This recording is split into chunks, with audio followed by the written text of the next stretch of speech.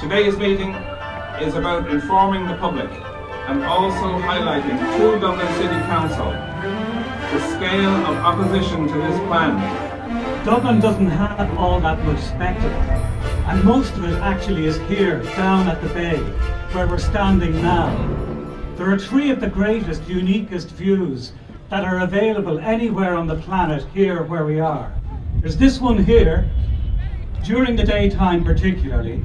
There's this one here. There's nothing like it on a misty day when the boats are out on the bay. It's literally magical. And there's my favourite one here, where I can face the city and realise that I am a citizen of Dublin, a very proud citizen of Dublin. And our history, our present and our future are here to be seen. Our industry, James Joyce's first story in Dubliners takes place right over there. If this mound is built, we won't be able to see it. Whenever I go abroad, and I do a lot, and invariably I'm asked a question from people who are coming to Dublin, can you recommend anything we should do or somewhere where we should go? And I always point them to here, because it is unique. There's nowhere like it in the world. It makes no aesthetic sense, it makes no cultural sense, it makes no economic sense to do what is being proposed. When I saw the leaflet that came in my door, I thought it was a joke. I really couldn't believe that something like this was being planned.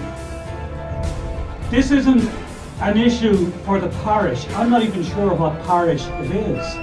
It's not an issue just for the people of North East Dublin. It's not an issue simply for the North Side or simply Dublin. This is a national issue. So we walked the length of the prom over and over, chatting about everything.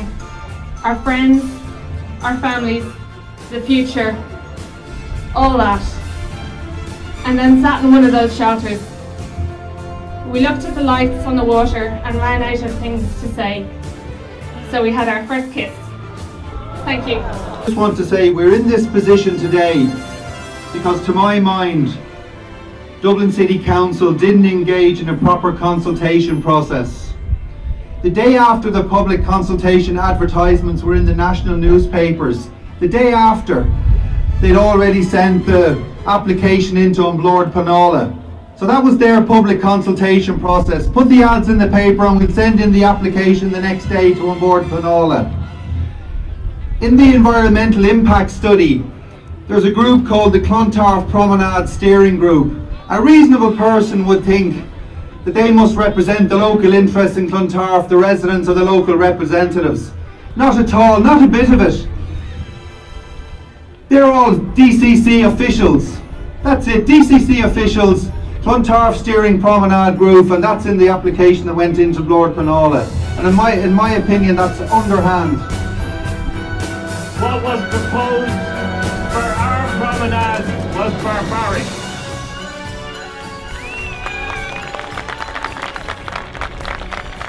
I called on board Panola. I said, when did you get the application? They said the 4th of December, and I said, that can't be right.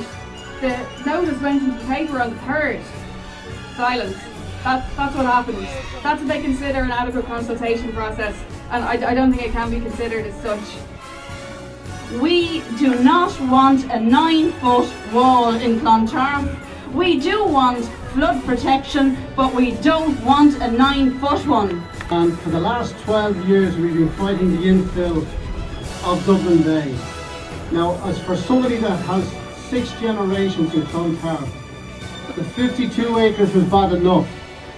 But when I saw the plans for what they had on the promenade, I just couldn't believe it.